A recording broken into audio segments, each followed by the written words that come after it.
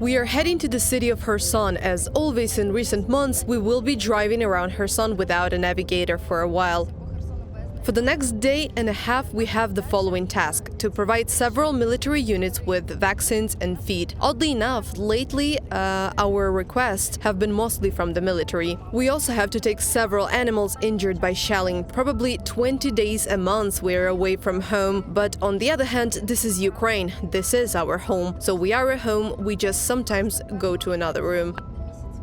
I hope that we will see at least one watermelon, or better yet, 5 to bring for good people. The Kherson watermelons have become such a symbol of resilience, hasn't it? Everything has changed, so have I, yet both these versions are me. And I started to feel more alive. In fact, at the beginning of the full-scale invasion, it so happened that our family lost everything: our property, our home. It was all looted by the damned ogres, and I don't feel sorry for it in any way. So in early March, I found myself with nothing but having all I need.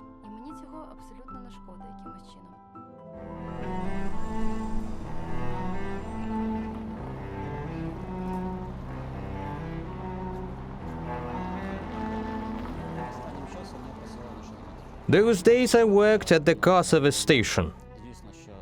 Then, when the full-scale war started, of course we closed it down, just like everything else in Kharkiv. And then, in fact, I started doing animal volunteering all the time.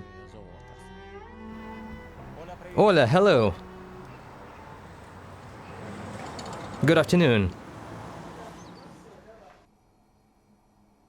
This is a long story. It started with each of us taking home animals that needed help. Animals are those beings who cannot help themselves. It so happened that we started helping animals together with our friends.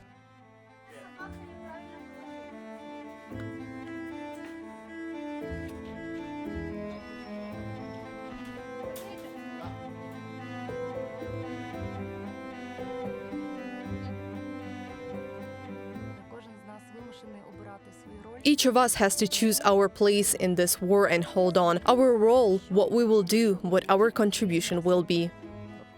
Everyone fights in the way they are capable of fighting, and we are standing, we are holding on at the expense of the spirit of the whole nation. So no matter how you feel about it, we understand that this is a war, that's all. These were crazy days, crazy volunteers, very brave people who were taking insulin and animal feed to Slavuty through the forests. It was dangerous every day, but the people around us provided faith. People in such projects are recruited exclusively by themselves, and something connects you. They are my friends who came once to help at the warehouse and stayed forever. These are volunteers with whom we went on missions together. We traveled all the time, starting from Kyiv region, Kharkiv region, Izyum, Balaklia, Kupiansk, Liman, Kramatorsk. We traveled everywhere, and so many people stayed with us after each trip. This team is such a treasure for me, of which I am very proud and grateful to them for allowing me to be with them. She has just had surgery. She had a huge tumor, and she is already walking. This is a dog that lives at the military facility and is taken care of by the military. But of course, they are constantly changing there. She lives outside. She's very beautiful and polite. Just look at how beautiful she is. She had an operation on her leg, which she can now stand on. You can immediately see the operating room where doctors work. This is where pure surgery is done. This is Marco, a doctor from Italy. This is his first time in Ukraine. This is our hospital.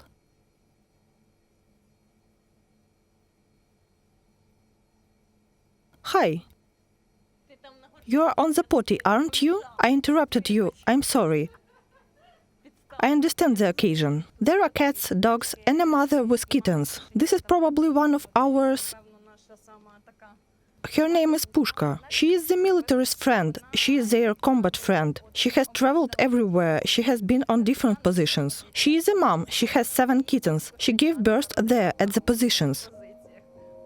You can see them. Pushka, so many kids you have. At the moment, there are more than 100 animals here. Everything is busy. Many of the animals are those that I think each one has its own story, although they are very similar. An animal that comes from there, where there is constant shelling, devastation, people are dying, animals are dying. Well, they are special and ours, but they are all the same at the same time. When you see those joyful eyes, when you realize that an animal is just so grateful that you saved it, I don't know how to describe it. When you do something not for yourself, it probably grows your wings, and you can do even more. Let's go this way. Yeah, come on, that's okay. That's okay. Yeah. Yeah, come on. That's good. Come on. Yeah, he's a good boy. Originally, in April of 2022, I came here to fight.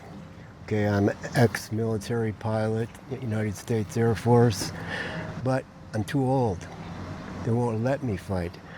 So finally, I found this place, Animal Rescue Kharkiv. It's perfect, you know. I mean, these are the victims of war. They get hurt from the shelling. They're alone. They're injured. They're starving, and there's nobody to help them. So when I found these people, I decided, that's it. I'm going to do this. Right now, we're at one of the most important periods of history. Ukraine's not just fighting for Ukraine. Ukraine's fighting for the future of the world. That's what I think, and that's why I'm here. Ukraine is really fighting not just for its territory. For me, this is a war of some kind of civilizational level. What the Russians are doing cannot be explained in any way. This is an outright evil that for some reason manifested itself in this war of Russia against Ukraine.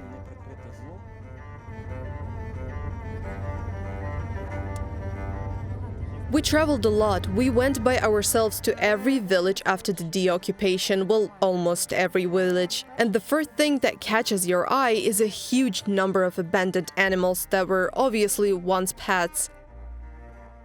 First, you start feeding them, then you create a certain system around your mission. You find coordinators on the ground whom you help with food. You find some old granny who has taken in 55 cats on the outskirts of the village somewhere in the Kharkiv district. We have seen so much, and we have seen so many things that we will never want to tell our children about, that we have set ourselves the goal of making homelessness in Ukraine disappear as a phenomena. And this has gradually been supplemented by treatment, adoption, and sterilization as the basis for the disappearance of homelessness.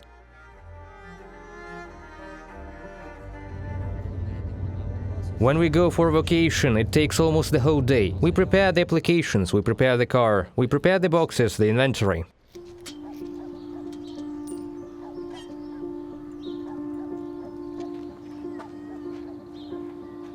Hey, don't yell!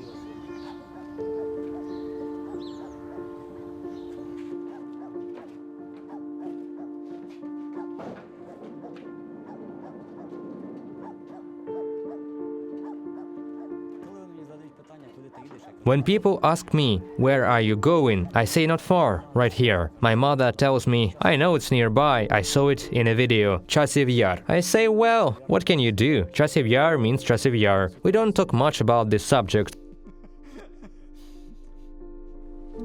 I get worried when I get requests to go to places I've never been before. It takes a little more time to prepare, to open all the maps, to look at all the roads, to be ready. We have a large notable bus, we usually have 3 people in our team, and we need to take into account whether we are under fire or not, or whether we are in some kind of ceasefire. But there are always potential dangerous places. If we went once and nothing happened, it was quite a calm. It doesn't mean that the next time it will be the same.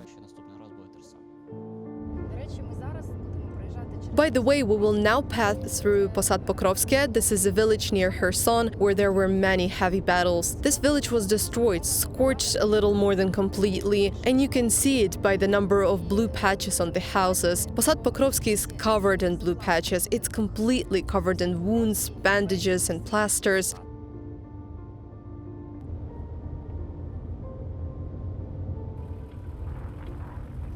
It is very painful for me to see what the Russia has turned our blossoming land into, because I drive by locations that used to be jams, but I realize that for many, many years there will be a scorched desert there. No matter how much we want to be positive and say that we will rebuild everything, it will take us a very long time, it will be very expensive, and I believe that it will definitely be possible. Some soils will not be able to grow anything for many years. The waters of our seas, this is a huge ecocide. I think we will be clearing it out for decades.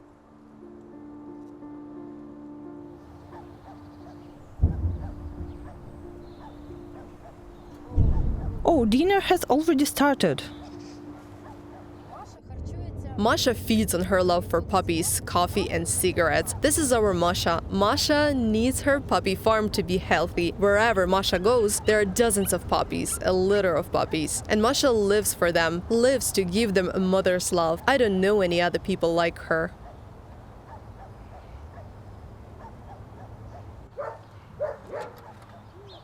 Salma, be quiet. We have overcome a lot here. This is our first front line that is right behind the vegetable garden. There were already Russians stationed there.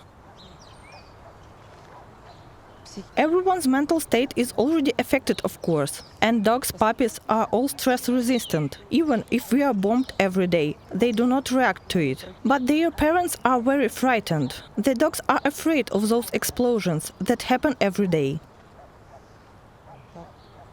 Somehow we manage to survive. This is our everyday life. We've never had a green corridor, and no one would take in with the animals. And to abandon them, well, we didn't. We stayed here for the animals. Well, when the occupation started, a lot of people left. A lot of people moved out and left their dogs behind, chained up or just let them out on the street. Well, I'm an animal lover. I went to feed them during the occupation. I somehow found something to feed them with. When the opportunity arose, we evacuated as many of them as possible. The mothers were captured, sterilized. A lot of puppies were already placed by me during that time, and a lot of dogs too. So these are all children from military positions, where you can't get in so easily, and the military bring them all asking for help. We sent not only food or other necessary things to the military, but also food for animals, because each of them has 23 animals. These people are incredible. They have puppies, kittens, birds, and some wild boars. They have all kinds of animals. Our military also help animals. This is really a truly saved life. And in some specific cases, this is the only chance. They protect us, the military. We have to help them somehow. So we rescue these animals. We treat them if we can. We place them out. Oh. What, do you need more water?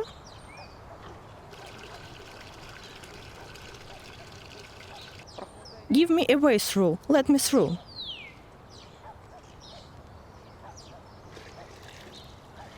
Show me what you are doing.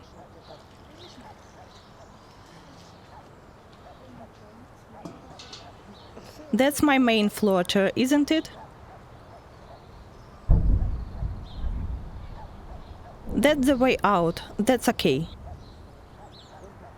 You can't afford a vacation at all, because you have to get up early in the morning, cook, clean, the first, the second, and so on in a circle. I really want to go to the sea, to regain strength, to rest. In the occupation, we couldn't go anywhere because we didn't have a green corridor. Those who tried to leave, some of them succeed. Many of our locals were blown up on mines and shot by the Russians. We waited patiently, believed and quietly helped. We did not need the Russian world in any way, because they are savages.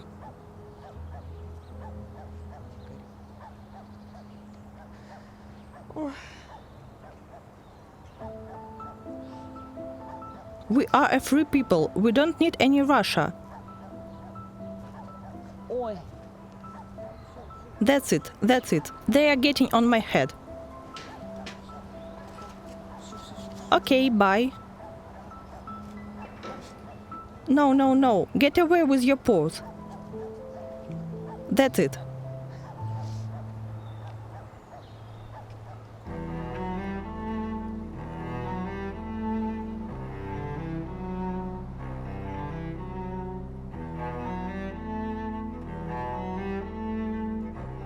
At 5 a.m. there was news. Someone called me and asked, "Lala, do you know what happened and are you going to go?" I said, "I don't know if I'm going or not," and at that moment I started to pack. We got ready quickly. We made the decision instantly. It happened early in the morning at 5 o'clock. We were informed that the dam had been blown up. We prepared and left for Kherson at night.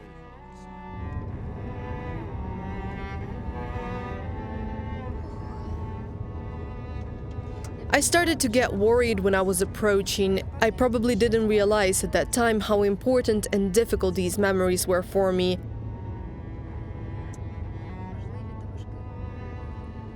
Here we are, arriving at the place where the water was. We left the car here, and there was a bunch of volunteers. Everything was in water completely. An absolutely flooded area with a huge number of animals. Everything was flooded, including the gas station. The top of the Kherson's tail was sticking out a little bit.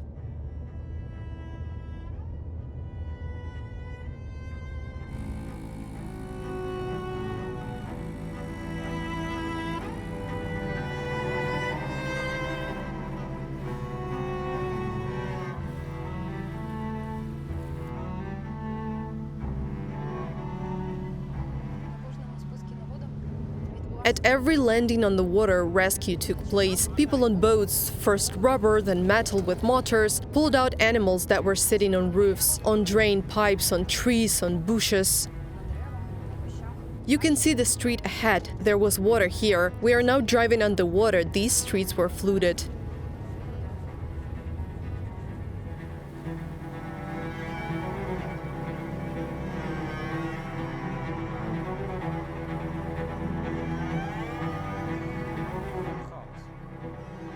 Chaos. Well, if we are talking about the first day, it was just chaos. No one understood what to do. When people from all over Ukraine began to arrive, they managed to join forces and organize the work in such a way as to divide the flooded area into sectors and start working, checking all the squares in each of animals that needed help.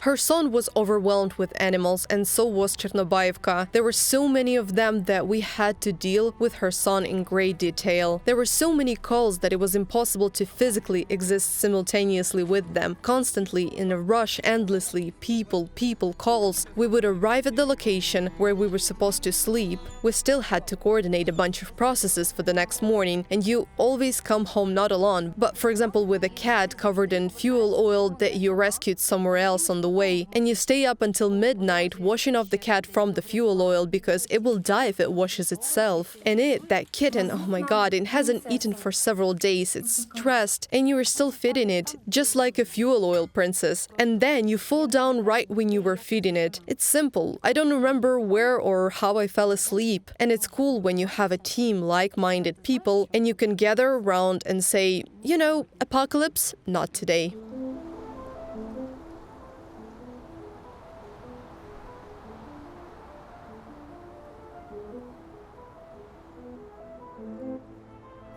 When you go there or see photos on Telegram channels, you can't even imagine what you're going to see. That's why a rescue team working in the center of the apocalypse needs to know a few important things. You must understand exactly where they are going to go and what they can expect, and that they may not return. The team must be prepared accordingly and have unconditional, boundless, exemplary love for the living being.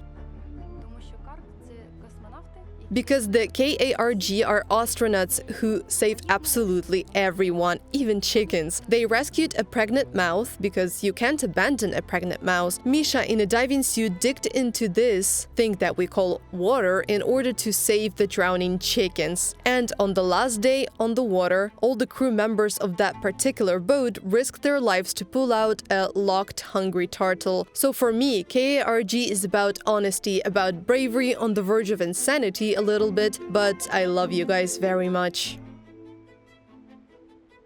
Animal Rescue Kharkiv is very special to me because we met on the water in Kherson. They are also crazy astronauts who were able to do whatever it takes for animals, and they still go and rescue animals from there under fire and threat, operate, feed, and rehome them.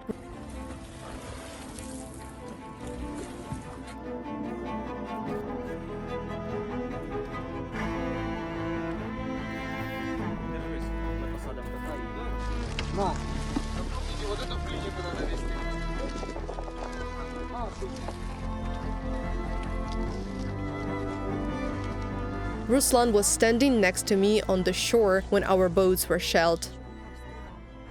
These are always very scary situations when you do not understand what is happening. That's probably the worst thing.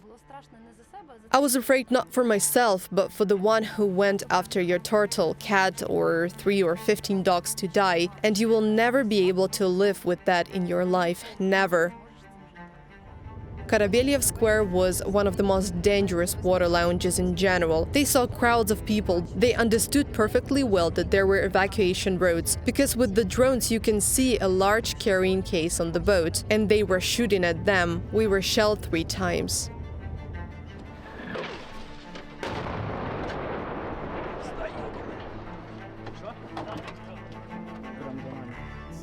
It was a day when there was heavy shelling. We were on the island at that time, and I actually heard that the shelling was going on in the port where we needed to return. And when we arrived, we saw that there were boats moored on the shore. One of them was completely covered in mud. Well, when a shell falls into the water, mud rises, and the whole boat was dirty. The other one had broken windshields, and by this we could see that someone from the team had come under this shelling. 2 people were wounded, and when you don't know and don't understand what's wrong with these people, whether they will survive, what condition they are in, I don't want to remember. But then there was a more terrible task. We had to pull out the rest of our crew, who at that moment were perfectly fine catching dogs and cats on the different parts of the island.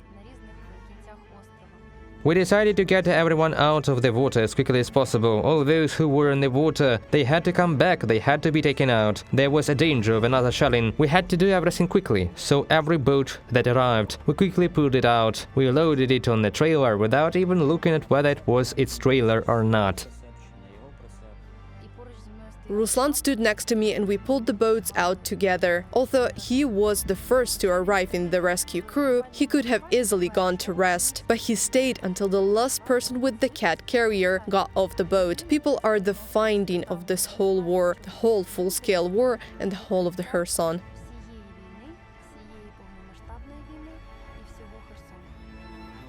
This was one of the first dogs we got in Kherson on the first day. I just couldn't pass her by, and she was sitting on a raft. We took her and swam to the shore. I tried to somehow pull her away from me, but I realized that I was not succeeding, and at that moment we were photographed. The severe stress just caused emotions in a dog, feeling that people are capable of. Boundless gratitude for her rescue, this boundless trust in a person. It manifested itself in the fact that she grabbed my leg and just did not let go. This photo hit a lot of people inside, because whatever happens, the question now is whether we remain human or not. No matter what trials we are going through, no matter what wars are going on around us, the only question is whether we are able to show human feelings in this chaos and cruelty that is happening. And in fact, when someone sees these manifestations, people are subconsciously drawn to it.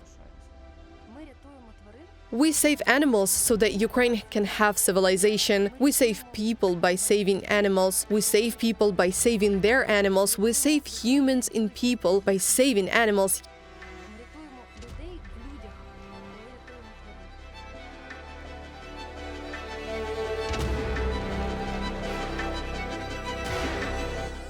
Yes, yes, yes. Watermelons, Kherson watermelons, finally. They said the best watermelons are here. I'll just trust them. Isn't she pregnant, the dog?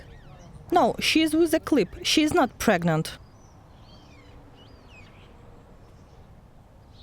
If she has a clip, then it is a fresh one that was sterilized in Kherson this time. Occupational deformation. You see a dog and know if it's a boy or a girl.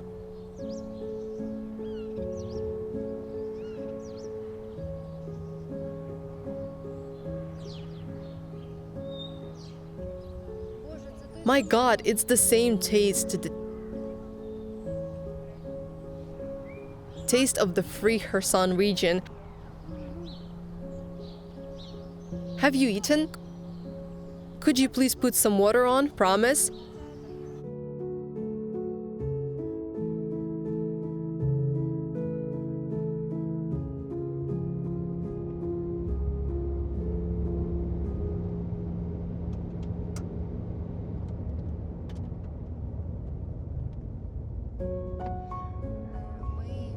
You're staying in Kherson temporarily.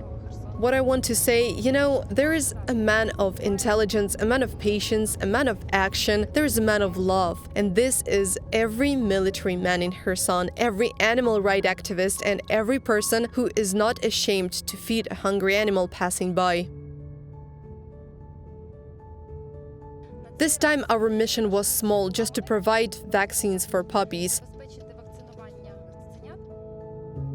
The hundreds, the Jubilee dog. The puppies were born in different dugouts, in short, among the military. Catching a three-legged dog in the Chernobyl airfield. And every time we saw the eyes of the people who cared and worried about the animals.